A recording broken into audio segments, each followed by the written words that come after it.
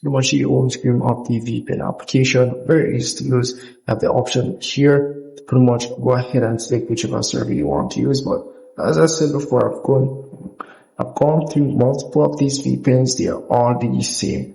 Speeds are the same. Nothing much has changed really. They're not that fast. They're just regular VPNs, I would say. And they do only have the same server, United States, which is weird. But anyways, once you do select your server, you can tap on the connection button here. We'll ask for connection requests, tap on OK, and you pretty much start connecting to the VPN.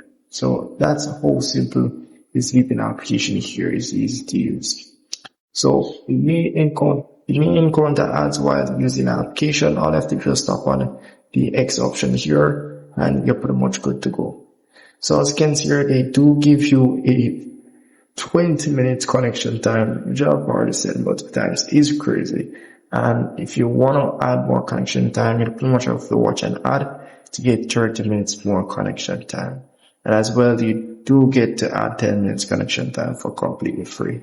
And you can only use this every 10 minutes. So yeah, that's really pretty much it for this. And I'm not going much in detail, but I don't recommend this application here. But if you do want to learn how to use it, I'm not sure you. But anyways, see you in the next one.